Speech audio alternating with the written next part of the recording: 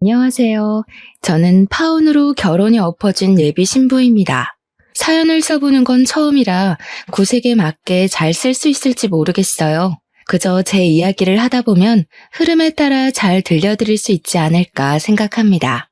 시간이 되신다면 저의 941생 파혼 스토리 좀 들어보고 가셔요. 제 직업은 원래 육상 선수였습니다. 한참 활동했을 때는 제 입으로 말하기 민망하지만 날아다녔었죠. 그런데 육상 선수 자체가 아무리 관리를 하더라도 나이란 무기가 가장 파격적이라 수명이 길지 못합니다. 저도 당연히 나이를 1살, 2살 먹어가면서 체력적으로 무리가 찾아왔어요. 나이도 있고 무릎 건강 문제 때문에 어쩔 수 없이 30대 초반 나이로 은퇴를 하게 되었죠. 누구나 운동선수라면 한계적인 부분 앞에서 결국 멈춰서야 하는 순간을 맞게 되는데요. 그 시기는 가장 허무한 순간이면서 새 출발하는 시작점이기도 합니다. 그래서 혼자보단 주변 사람들의 응원이 좀 많이 중요해요. 그럴 때 제 곁에 남편이 있었습니다. 저는 운동 수명 다 되었다고 슬럼프를 맞는 것이 싫어서 바로 필라테스 자격증을 준비했거든요. 덕분에 슬럼프를 나름 잘 극복하고 이겨냈는데 필라테스를 차리고 예비 신랑을 만나면서 제 안에 남은 결핍까지 모두 채울 수 있었어요. 예비 신랑은 제가 차린 센터와 같은 건물층에 있던 개인 병원의 물리치료사였습니다. 출퇴근길에 잘 마주쳤는데 예비 신랑이 어느 날 저에게 대놓고 관심 있다고 연락처를 묻더라고요. 처음엔 거부감이 들어서 거절했지만 그 뒤로 예비 신랑이 부담스럽지 않게 다가와줘서 만나게 되었어요. 대화를 나누는 건 그리 어색하지 않았습니다. 저도 예비 신랑도 서로 몸을 치료하는 목적으로 사람을 상대하는 직업이라서 나눌 대화 주제는 많았죠. 오히려 일적인 대화로 시작을 하니 더 자연스러웠고 그게 제가 예비 신랑을 좋게 볼 수 있도록 마음을 열어줘서 인연으로 닿게 되었습니다. 예비 신랑은 운동을 했던 저의 선수 생활 얘기에 진심으로 존경심을 표현하기도 했어요. 심지어 제가 국가대표였다고 하니까 저를 한 번씩 연예인 생각하듯 사람들한테 자랑하곤 하더라고요. 그런 예비 신랑의 모습이 귀여웠습니다. 제가 비록 은퇴를 했음에도 예비 신랑은 저를 영웅으로 치켜 세워줬는데요. 그럴 때면 저는 본의 아니게 그리운 과거를 아름답게 추억하곤 했어요. 예비 신랑의 긍정적이고 밝은 에너지가 저의 심심했던 미래까지 환하게 비추는 느낌이라서 결혼도 조심스레 생각해 보았습니다. 이건 예비 신랑도 마찬가지였는지 예비 신랑이 어느 날 제게 먼저 프로포즈를 하더라고요. 저 같은 여자를 과분하다고 표현하면서 오들오들 떨며 반지를 주는 예비 신랑의 모습 때문에 결혼을 단번에 허락했던 기억이 납니다. 결혼을 약속한 사이가 되자마자 저와 예비 신랑은 더 가까운 사이가 되었습니다. 출퇴근은 무조건 같이 했고 괜찮다는데도 예비 신랑이 항상 저를 집까지 데려다 주었죠. 그러던 어느 날은 예비 신랑이 또 차로 저를 데려다 주려고 하는데 예비 신랑한테 전화가 온 적이 있어요. 제가 발신자를 살짝 봤는데 예비 시모더라고요. 예비 신랑은 저한테 양해를 구하고 안전벨트를 매기 전 전화를 받았습니다. 너 그 아가씨 집까지 갔다가 올 거니? 내가 혹시나 해서 전화했더니 잘했네. 오늘은 안 된다. 엄마가 급히 너랑 갈 데가 있어. 시간 없으니까 얼른 와. 그 아가씨 꼭 데려다 줘야 하는 거 아니잖아. 차 안이 조용하다 보니까 수화기 너머로 목소리가 대강 들렸습니다. 일단 무슨 일인지 자세히는 모르겠지만 시모가 비상 상황인 것 같다는 느낌은 있었어요. 평소 이런 적이 없었고 또 목소리가 굉장히 다급했거든요. 예비 신랑도 그렇게 느꼈는지 시모의 말을 거절하지 못했어요. 저는 눈치껏 예비 신랑 전화가 끊기자마자 괜찮다고 작별 인사를 했습니다. 예비 신랑은 끝까지 미안해하면서 자리를 떴어요. 그리고 다음날 시모가 예비 신랑을 그렇게 다급히 불렀던 이유는 다름 아닌 경비실에 맡겨진 택배 때문이었다고 했습니다. 시모가 들기엔 무거운 택배이긴 했지만 예비 신랑 말로는 급한 택배가 아니었다고 하더라고요. 실제 시모도 택배를 받아보고서 급했던 택배랑 착각했다는 겁니다. 택배 때문인 걸 마치 뭔 사고라도 난 것처럼 유난을 떨었던 시모 행동에 예비 신랑도 당황했다고 했지만 솔직히 저도 적잖이 놀랐습니다. 그래도 뭐 많이 중요한 택배였나 보지라고 생각하고 말았죠. 예비 시모는 고등학교에 교감 선생님까지 했다가 건강상의 문제로 은퇴해 쉬고 있는 상황이라 했어요. 저랑 예비 신랑이 결혼하기로 약속을 잡았고 본격적으로 기한을 정해야 했으니 그 전에 결혼 인사를 먼저 하기로 했습니다. 그래서 시댁을 우선 찾아갔어요. 시무를 뵙는 건 지난날 예비 신랑이 통화할 때 잠깐 목소리로만 겪은 것 말곤 처음이었거든요. 근데 그때 이미 목소리부터 만만치 않게 유창하단 걸 느꼈기에 왠지 긴장이 되었습니다. 뭔가 만나기 전부터 어려운 느낌이 들었어요. 아니나 다를까 시모는 첫인상부터 얼굴에 매서운 사람이라는 것이 적혀있는 관상이었습니다. 교사를 했던 사람이라 그런가 역시 분위기 자체에서부터 위험이 느껴졌죠. 그리고 이미 알고 있었지만 말투에서도 누굴 가르치려는 느낌이 강하게 드러났어요. 그래서 그런지 시모는 약간 학습력으로 사람을 평가하려는 잣대가 있는 것 같았어요. 제가 애초에 공부보다 예체능 쪽으로 몸을 담갔던 사람이란 걸 못마땅해하는 기색을 보였습니다. 어쨌든 아가씨 지금 학력이 고졸까지라는 거네. 왜 그랬을까? 예체능으로 빠져도 대학은 나올 수 있었을 텐데. 운동한다고 공부 손 놓는 건 내 나이 때나 그랬던 거고 요즘 사람들은 미래 생각해서라도 이것저것 준비해두는 걸로 알거든요. 그래서 얘가 공부까지 한 애들보단 금메달 하나를 더 딸 수 있었던 거지. 엄마는 하나만 보고 여름 못 보네? 그것도 다 옛날 이야기지. TV에도 한 번 나온 적 없는 것 보니 유명한 선수도 아니었을 거 아니냐. 그리고 옛날에 상금 많이 탔다 해도 다 친정 밑으로 들어갔지. 지금이야 가진 돈 뭐 얼마나 남았을 거라고. 엄마가 몰라서 그렇지 매달 상금 무시하면 안 돼. 그리고 지금 하고 있는 필라테스 센터도 우리 병원 여직원들 거의 다 등록해서 완전 매출 보장 상태라고. 예비 신랑이 저를 자랑스럽게 얘기를 해도 시모는 탐탁지 않은 태도를 일관했습니다. 오히려 예비 신랑의 생각을 꺾으려고 일부러 더 안 좋은 말로 반박하는 것 같았어요. 제가 눈앞에 있는데도 서슴지 않게 경우 없는 말을 내뱉었죠. 거기서 예비 신랑이 능청스럽게 제 편을 들어주면서 치켜 세워주지 않았다면 분위기가 정말 이상해졌을 만큼 시모는 첫 대면부터 솔직했습니다. 시모 말투는 앞서 말했듯이 교사처럼 가르치는 듯한 느낌이 강했는데요. 예비 신랑이 잠깐 자리를 비운 사이 제가 어색한 분위기 좀 깨보려고 시모한테 조심스레 말을 걸었거든요. 어머님 마음에 제가 어떻게 보이실진 모르겠지만 학력 낮은 것과 별개로 저 정말 열심히 살아왔거든요. 한 번도 학력 때문에 무식하단 소리 들어본 적 없어요. 결혼 허락만 해주시면 증명해 보일게요. 시모는 제 말을 잠자코 듣더니 처음 뱉은 말이 말을 놓겠다는 대답이었습니다. 그리고 본격적으로 자기 주장을 더 황당하게 밀어붙였죠. 욕심만 있다면 패기 정도는 누가 못 부리겠니? 나는 우리 아들이 이상한 데 장가가는 거 원치 않아. 그러려고 뼈 빠지게 돈 벌어서 키운 거 아니거든. 그러니까 언제든지 네가 내 기준에 맞지 않는다고 생각하면 내 아들 의사와 상관없이 헤어지는 거야. 알겠니? 이미 자기가 결정하고 제게 통보하는 시기였습니다.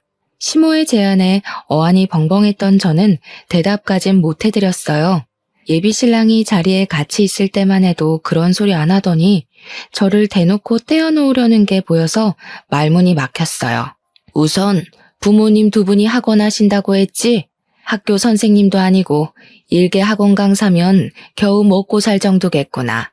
아쉽지만 일단 사돈 자리는 탈락이네. 상견례는 다른 부분까지 차차 알아보고 결정하마. 시모는 애초에 제 대답 따위 필요 없었던 겁니다. 자기 할 말만 내뱉고 바로 일어나더라고요. 그리고는 주방으로 가버렸어요. 거기서 제가 뭘 할 수 있는 게 없어서 앉아 있었던 것도 있지만 어처구니 없어서 앉아 있었던 것도 있었어요. 저희 부모님더러 탈락이라 평가를 했다는 게 너무 기분 나쁘고 어이없었습니다. 그걸로 모자라 차차 알아본다는 건 또 무슨 소리지 싶었어요. 뭔가 선생 대 학생으로 평가받는 기분 같아서 감정이 확 상하더라고요. 아무리 시모가 어른이라지만 저도 성인이거든요. 이곳은 학교가 아니고 사회잖아요. 사회에 나오면 적어도 서로에 대해 기본적인 예의는 지켜야 하는 거 아닙니까? 어떻게 선생이었다는 사람이 그런 기초적인 지식을 더 모르는 건지 모르겠더군요. 아무튼 그래서 시모는 결혼을 반대한다는 건지 아니라는 건지 애매모호한 느낌만 주었습니다. 그 상태로 예비 시댁을 나왔어요. 시댁을 나오고 제가 표정이 안 좋으니 예비 신랑이 제게 당연히 물어왔습니다. 예비 신랑도 어느 정도 자기 엄마가 제게 예의 없게 굴었다는 걸 알고 있더라고요. 우리 엄마가 좀 까칠하지.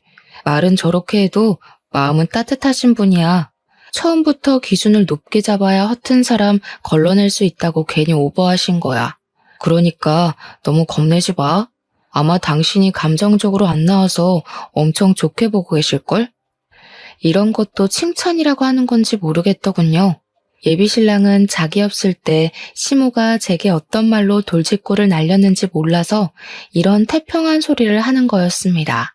저는 굳이 저 혼자 소가리를 하고 싶지 않았습니다.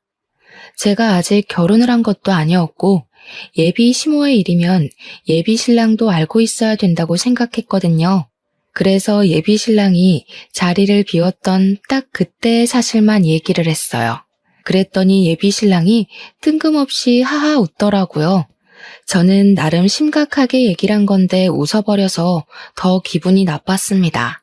엄마가 또 옛날 습관 못 버리고 그랬나 보네. 엄마한테 그런 선생 같은 말투가 고질병 같은 거거든. 너처럼 오해하는 사람들이 많아. 근데 절대 신경 쓸 것 없어. 말 그대로 오해니까. 오해? 나는 지금 어머님 말투를 뭐라 하는 게 아니라 내용을 갖고 따지는 거야. 어머님이 우리 부모님더러 사돈 자리는 탈락이라는 소리를 했는데 그게 그냥 웃고 넘겨야 되는 습관이라고? 기분 나빴으면 미안. 나는 엄마가 이러는 거 워낙 익숙해서 몰랐어. 불편했어? 엄마한테 사과하라고 말할게. 예비 신랑은 뒤늦게야 진지한 제 표정을 보곤 자기가 시모한테 잘 얘기해서 오해 풀 수 있도록 하겠다고 했습니다. 다시는 이런 말실수 나오지 않도록 조심시키겠다는 말도 했죠. 예비 신랑이 어련히 잘 알아서 할 거라고 생각했어요. 그런데 며칠 뒤였습니다. 어느 날 연락도 없이 시모가 제가 일하는 곳으로 찾아온 겁니다. 시모랑 안면을 튼 사이인 건 맞지만 그래봤자 결혼 인사 때문에 찾아가서 겨우 한 번 봤던 것이 다였어요. 시모가 이렇게 연락도 없이 제 직장을 들이닥칠 만큼 가까운 사이가 아니란 말씀을 드리려는 겁니다. 그래서 제가 당황해도 무척 당황했죠. 시모가 어떻게 찾아왔을까? 갑자기 왜 찾아왔을까? 그런 걸 급하게 머리 굴려 생각해보면 전부 예비 신랑의 존재가 걸렸어요. 아마 예비 신랑이 결혼 인사 때문에 시모한테 뭔 얘기를 해서 저를 찾아온 게 아닌가 싶은 생각이 뒤늦게 들었습니다. 그나마 가장 사실에 가까운 강력한 추측이었죠. 어머님, 갑자기 어쩐 일로 찾아오셨어요? 어머님 오실 거란 얘기를 따로 들은 게 없어서 전혀 모르고 있었거든요. 모르는 게 당연하지. 내가 말 안 하고 왔으니까. 그냥 내 아들 병원에 물리치료 받으러 왔다가 네가 여기서 센터 한다는 얘기가 생각나서 잠깐 들렸다. 물리치료를 받으러 왔다는 것이 핑계라는 건 저도 나이가 있기 때문에 훤히 보이는 속셈이었습니다. 시모는 굳이 그런 거짓말을 하면서 제 센터가 보고 싶어 찾아온 것 같았어요. 저와 말을 주고받으면서도 노골적으로 제 센터를 쓱 둘러보는 느낌이 있더라고요. 지난번 결혼 인사 갔을 때 다른 건 차차 알아보겠다고 하더니 이런 불시의 점검이 그런 과정 중 하나였지 않나 싶습니다. 한눈에 들어왔을 센터를 눈에 다 담고 난 시모는 그제야 제게 눈길을 두었는데요. 이번엔 저의 차림새를 위아래 훑는 겁니다. 곧 혀를 끌끌 차면서 말씀하셨어요. 결혼할 남자도 있는 여자가 이런 야한 옷을 입고 일을 해? 혹시 일부러 다른 이성들의 시선을 즐기거나 그런 쪽에 취미가 있는 건 아니겠지?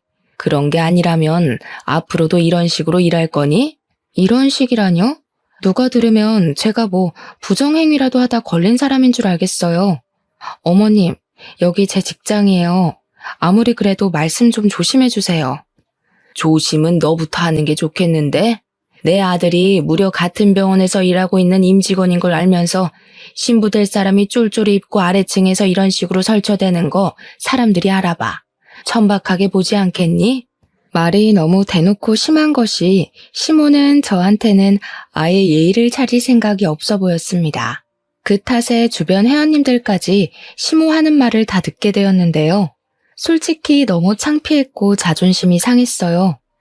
제가 결혼도 하기 전에 이런 시모를 만나게 생겼다는 걸 광고하는 셈이라 쓸데없이 동정심을 살 것 같기도 했죠. 저는 일단 보는 눈 때문이라도 어쩔 수 없이 시모를 휴게실로 모셨습니다. 어머님이 어떤 기분으로 그런 소리 하셨는지 이해해 줄 수 있는데요. 좀 좁게 충고하실 수도 있는 거 아닌가요? 그래도 겨우 두 번째 보는 거면 초면이나 다름없는데 너무 매너가 없으시네요. 넌 젊은 애가 왜 이렇게 눈치가 없니? 내가 왜 이러는 것 같은지 모르겠어. 눈치라도 있으면 그나마 덜 민망하게 헤어질 수 있으려나 했는데 역시 남들보다 머리 굳은 지가 오래돼서 그런가 보네.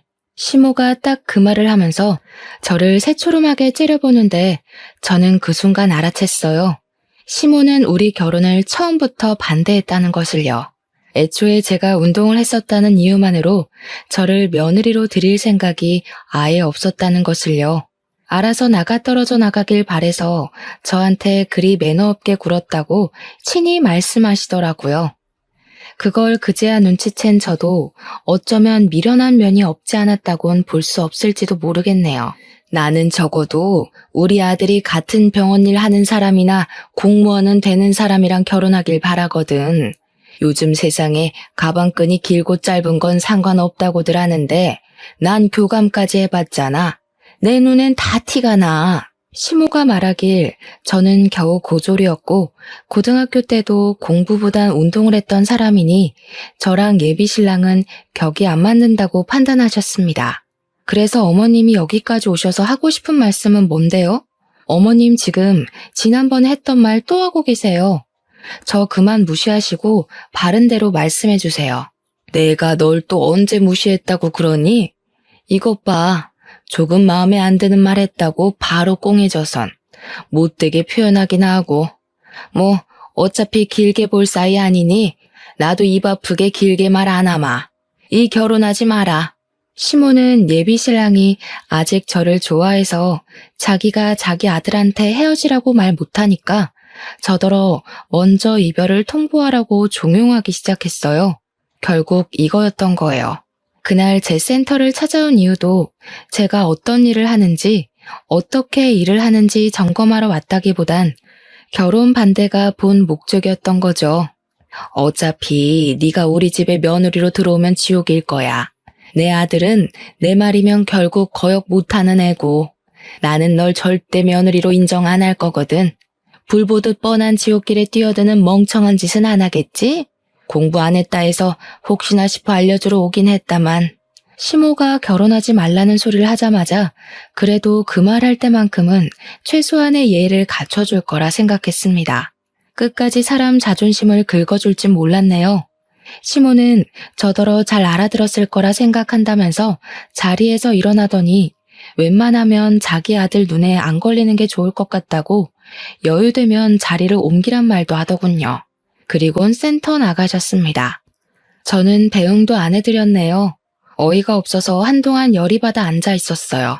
바로 예비신랑한테 전화해서 방금 시모와 있었던 일을 다 털어놓았습니다. 어머님이 자기랑 나랑 격 안 맞는 것 같다고 나더러 대신 헤어지자 말하라네. 결혼하면 제대로 지옥맛 겪게 해준다고 감히 고졸학력으로 자기 며느리 될 생각은 꿈도 꾸지 말라더라. 뭐? 엄마한테 바로 집에 가라고 그랬는데 방금 엄마 들렸다 갔다고? 내가 지금 가서 엄마한테 다시 말할게. 엄마가 그런 뜻으로 말한 거 아닐 거야. 가만 보니까 자기는 매번 어머님이 그런 뜻으로 말한 거 아닐 거라고 하네? 그럼 자기도 내가 공부 안 해서 내 멋대로 해석한다고 생각하는 거야? 아, 아니다. 그냥 여기까지 하자. 네 엄마 말대로 내가 불보듯 뻔한 지옥길을 뭐하러 가겠니? 시모 말대로 예비 신랑은 시모 말을 따를 수밖에 없는 사람 같았어요. 자기 엄마가 교사니까. 은연중에 자기 엄마가 틀린 말을 했을 리 없다는 생각을 전제로 깔고 있는 것 같았습니다. 그게 시모를 컨트롤 못하는 것과 같은 맥락이겠죠. 매번 같은 말로 오해를 풀려고 하는 태도를 보니 결혼하고 나서 예비 신랑이 어떻게 나올지도 불보듯 뻔하더군요. 저는 제 앞날이 빤히 보이는 그 길을 굳이 가고 싶지 않았어요. 예비 신랑의 엉터리 행실 덕분에 예비 신랑을 향한 사랑마저 시들어져 버린 건 정말 다행이었습니다. 제게 콩깍지가 남아 있었다면 가시밭길을 자진해서 이겨내려고 했겠죠. 저는 그런 수모 당하면서까지 결혼을 할 만큼 멍청하지 않았기 때문에 남편에게 이별을 통보했습니다. 그런데 말입니다. 그 뒤로 이별을 받아들이지 못한 예비 신랑이 센터를 빈번하게 찾아오기 시작했어요. 개무시하긴 해줬지만 예비 신랑이 눈에 띄게 망가지는 것이 보여서 점점 신경 쓰이더라고요. 만나주지도 않을 건데 계속 퇴근하면 기다리고 주말마다 일도 안 하면서 센터를 찾아왔어요. 그래봤자 어차피 공공장소라 예비 신랑이 저를 함부로 하진 못했거든요. 또 회원들도 계속 들락날락했으니 예비 신랑이 제게 마음 놓고 말을 걸지도 못했습니다. 아무리 무시하려고 해도 한때 결혼까지 생각했던 사람이기에 완전히 무시하는 건 무리였거든요. 그래도 저러다 말겠지 싶어서 내버려뒀어요.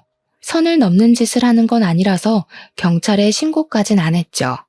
근데 예비 신랑이 심해지면 더 심해졌지 일상을 회복할 기미가 안 보이더라고요. 정말 일도 제대로 못할 만큼 피폐해져 갔어요. 나중엔 같이 일하는 동료 직원이 저를 찾아오기까지 했다니까요. 몰래 저를 찾아와서는 예비 신랑한테 한 번만 더 기회 주면 안 되겠냐 대신 부탁하는 거 아니겠습니까? 그때부터 제가 다시 말도 안 되는 고민을 했던 거예요.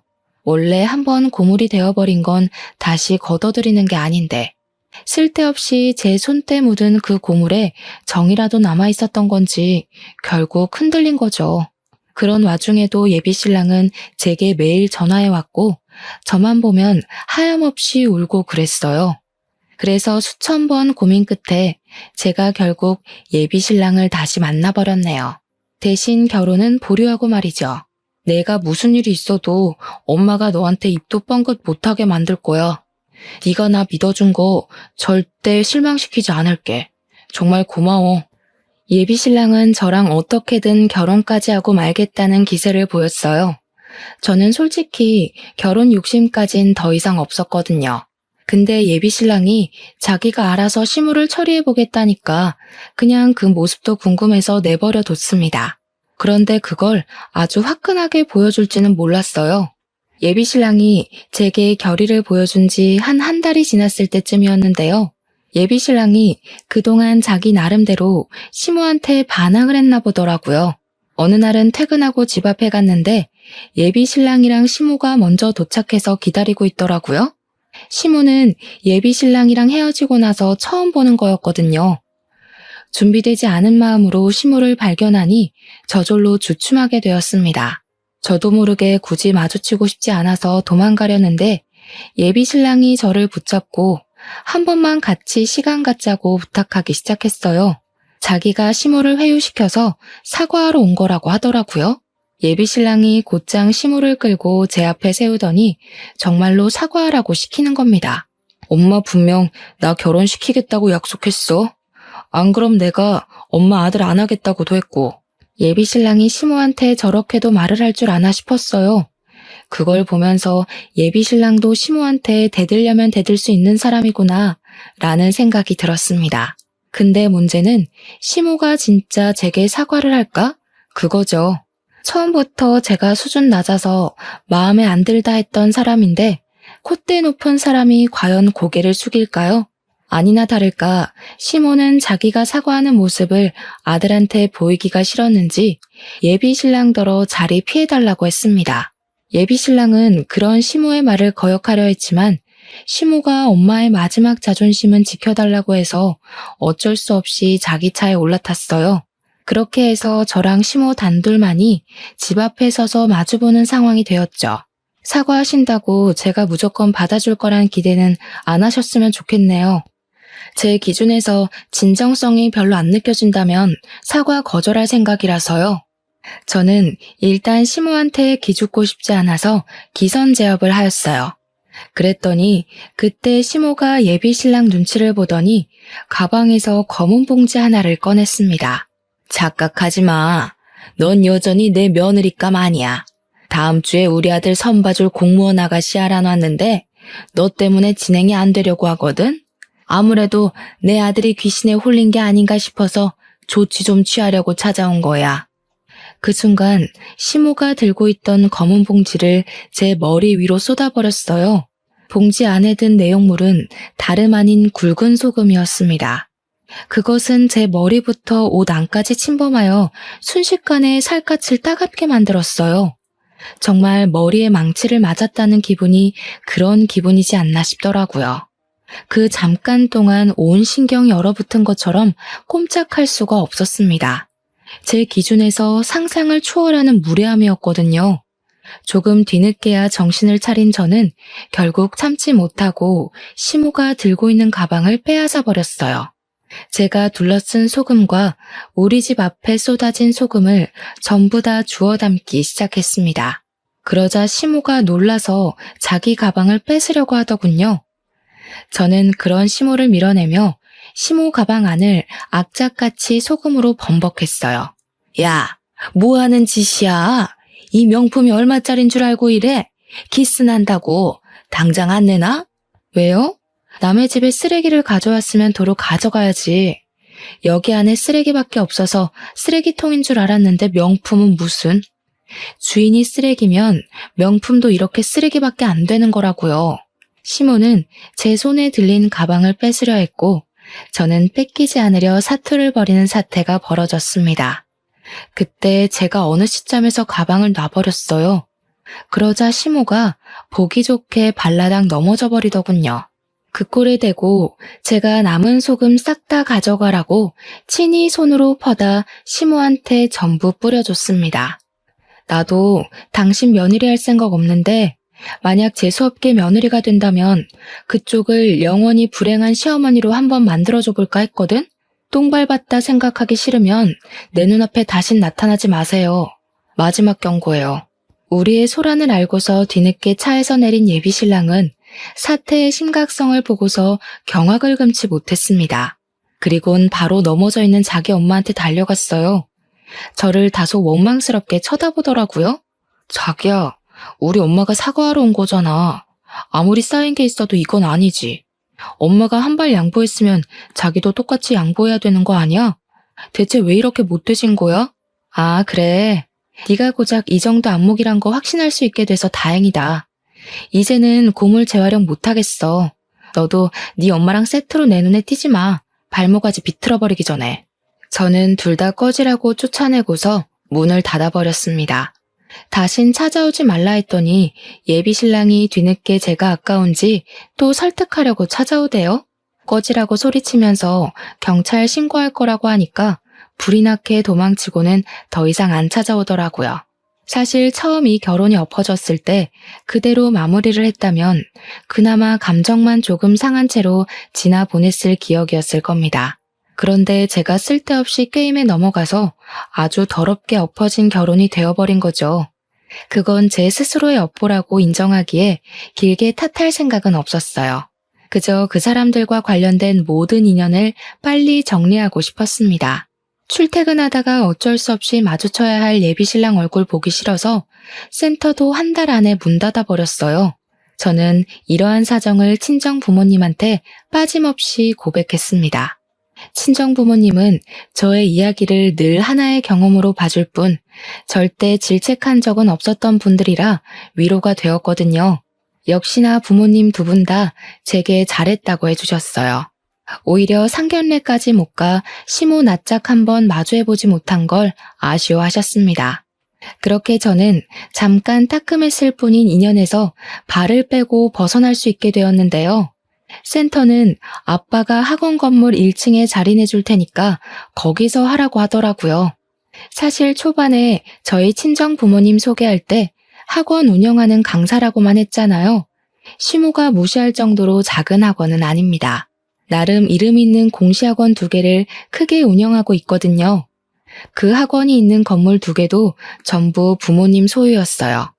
저희 친정가족 구성원 중 저만 운동을 한 사람입니다.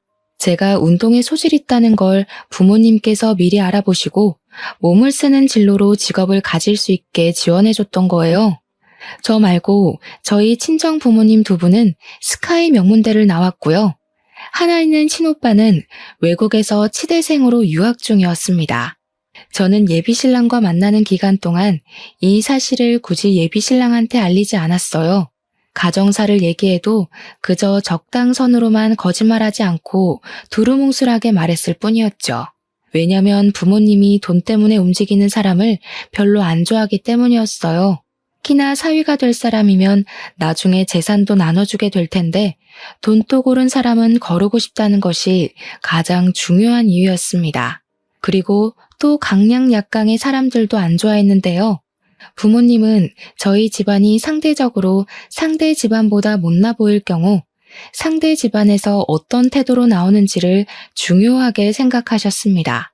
그때만 해도 제가 예비신랑을 한참 사랑했을 때라서 예비신랑은 강약약강인 집안에서 자란 게 아닐 거다 호언장담했었거든요. 그런데 결혼 인사 가자마자 학력 때문에 제가 개무시를 당했잖아요. 그때 부모님의 낯을 보기가 얼마나 민망했는지 몰라요. 시댁에서 저를 반대하는 이유가 고졸 때문과 운동 경력 때문이란 걸 얘기하는 것도 뻘쭘했습니다. 어쨌든 저는 부모님 학원 건물에서 새로 일을 시작해 좋은 성과를 이루었어요. 한 달 만에 그간 일했던 모든 월 매출에서 최고액을 달성했죠. 병원에서 일했을 때보다 무려 1.5배 높은 성장률이었어요.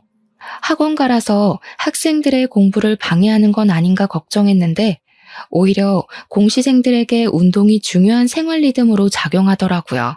그래서 뜻하지 않게 인기가 대폭발해버렸습니다. 지난날의 과오는 생각도 안 날 만큼 빠듯한 하루를 보냈어요. 그렇게 평화로운 일상을 살던 중이었습니다. 아무 생각 없이 휴대폰을 봤는데 제가 예비신랑을 차단 안 해놨더라고요. 그래서 우연히 예비신랑 프로필을 보게 되었어요. 근데 결혼하는가 보대요? 공무원 여자랑 선본다더니 잘된 건지 웨딩 사진이 프로필로 올라와 있었습니다. 그걸 보면서 역시 사람은 다 제 짝이 있는 거구나 그런 생각이 들더라고요.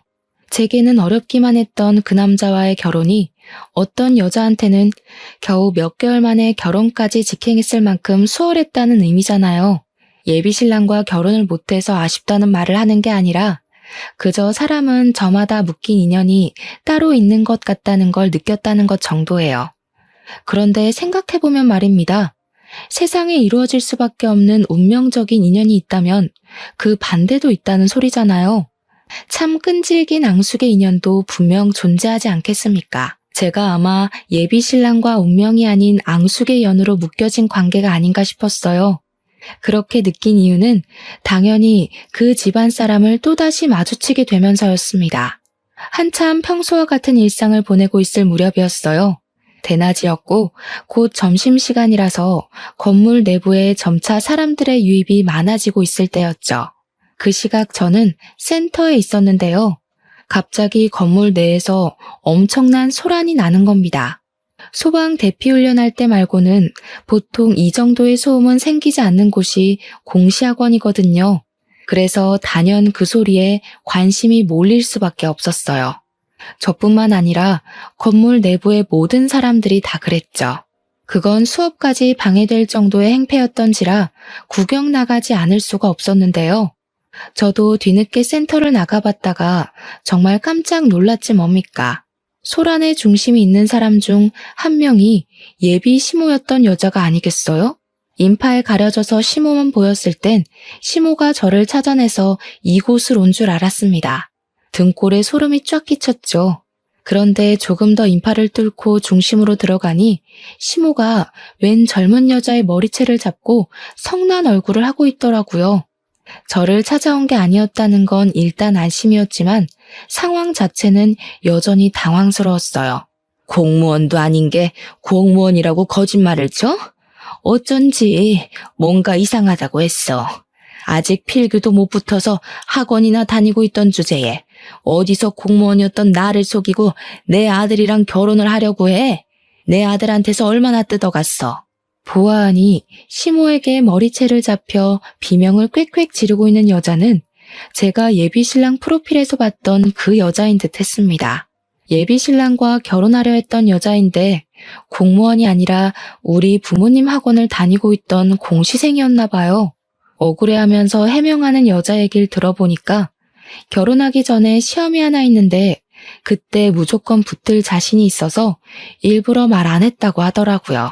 그건 당장의 결과를 원하는 시모한텐 통하지 않을 이론이란 걸 저는 예측이 되었죠.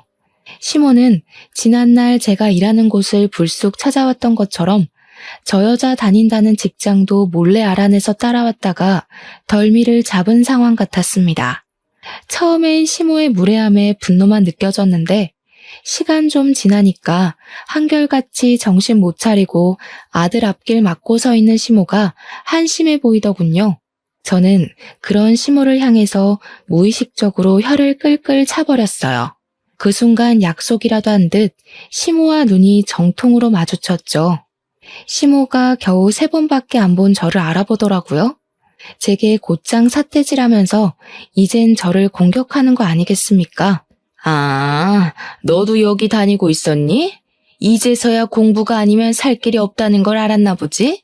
보니까 여기가 아주 천박한 인간들 소굴인가 보네. 솔직히 공무원 공부는 1년이면 되는데 여기서 1년 이상 붙어있는 꼴통들 많을 거다. 이럴 시간에 다른 데로 머리 굴려. 지금 남의 업장에 와서 뭐 하시는 거예요? 예나 지금이나 무례하신 건 여전하네요. 젊은 사람들 괴롭힐 힘도 많고 너무 쌩쌩하신 거 아니에요? 할 짓이 없어서 힘이 남아도는 건가? 이것 봐. 배운 게 없으니까 싹수가 아주 바가지잖아. 너는 이미 늙을 대로 늙어서 지금 공부해봤자 그 성질머리 못 고쳐. 타고난 똥통머리를 무슨 수로 고치겠니? 네 부모가 너를 이 모양 이 꼴로 내버려둔 걸 원망해라. 시모가 제 머리를 자꾸 손가락으로 밀어버리기까지 하길래 저도 참지 않고 시모의 팔을 내쳤습니다. 그래도 보는 눈이 너무 많아서 감히 어른에게 먼저 손찌검을 못하고 있었는데요. 그때 엄마가 나타나서 시모의 뺨을 사정없이 후려쳤어요. 저희 엄마야 그 건물의 주인이었고 그 학원의 원장이었으니 얼굴 모르는 사람이 없었는데 그런 과감한 행동을 해버려서 저뿐만 아니라 다들 놀란 상황이었습니다. 아, 우리 딸 시모 될 뻔했다던 분이신가 보네요. 그때 우리 딸한테 소금 부었다고 들었는데 꼭 한번 뵙고 싶었거든요. 제가 바빠서 뒷조사할 시간이 없어서 이제야 인사드려요. 저는 미처 소금을 준비 못해서요. 똑같이 따끔거릴 테니까 쌤쌤으로 하죠. 뭐야? 딸? 당신이 이 아가씨 부모야?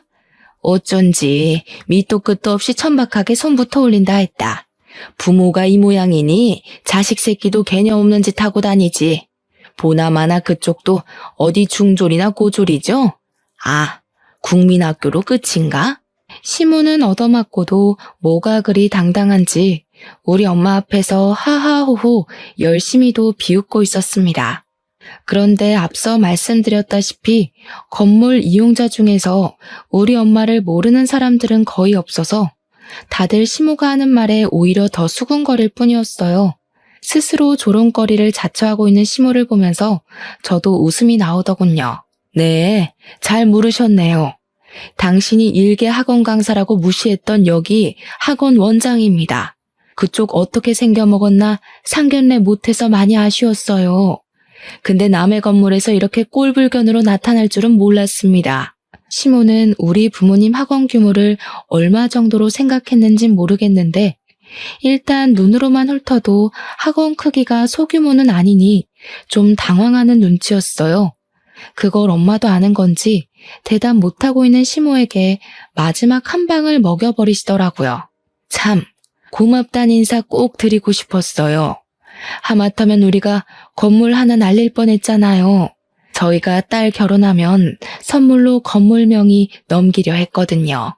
그런데 사위될 집구석이 영 개판이란 걸 결혼시키기 전에 보여주셨으니 저희한텐 은인이나 다름없으십니다. 뭐라고요? 건물? 지금 이 건물이 그쪽 거라도 된다는 말이에요? 사람을 놀리는 것도 정도가 있지 건물주는 뭐 아무나 하는 줄 알아요? 아무나 못하죠. 그러니까 그쪽은 겨우 교감 선생 자격 하나 달았었다고 기세등등해서 까불고 다니는 것밖에 못하는 거예요. 여기 학생들 보고 꼴통이라 소리칠 시간에 그쪽 마인드가 똥통은 아닌지 꼭 돌아보셨으면 하네요. 고작 공무원 며느리 하나 얻겠다고 건물주 며느리를 놓쳤다는 사실을 뒤늦게 자각한 시모는 끝내 사색이 되어버렸습니다. 그리곤 이제 왜 저더러 그 중요한 사실을 숨겼냐고 원망하길래 엄마가 결국 경찰에 신고해버렸어요. 시모는 경비원과 경찰에 의해서 그대로 건물에서 쫓겨났습니다. 그리곤 그 이후 시모가 뻔뻔하게도 예비 신랑을 데리고 우리 집을 몇 번 찾아오더라고요. 초면에도 들려준 적 없던 상냥한 목소리로 계속 얘기 한번 나누자고 조르는 거 아니겠습니까? 이미 미련 따위 없던 저는 마냥 귀찮아서 결국 이사를 가버렸어요. 그랬더니 시모가 이젠 부모님 건물로 찾아오기 시작하더라고요. 구질구질하게 왜 이러세요? 안 어울리니까 제발 하던 대로 하고 사세요. 이제 와서 높은 콧대 깎는다고 뭐가 달라지겠어요? 교감 아줌마는 건물주 며느리까지 품을 그릇이 안 되는 사람인 거예요. 그러니까 자존심에 딱 맞는 공무원 아가씨나 더 발굴하러 다니시라고요. 저는 바로 경찰한테 신고해서 접근 금지 신청을 때려버렸습니다. 돈으로 혼을 내줘야 정신을 차리니 그것 또한 문제인 사람들이더군요. 어쩌다가 그런 똥을 밟아버렸는지 모르겠지만 다행히도 이래저래 잘 털어냈네요. 그 사람들도 물론 앞으로 새로운 사돈 집안을 또다시 만나게 될 수도 있겠죠. 제발 대접받고 싶으면 먼저 대접하길 바란다고 얘기해주고 싶습니다.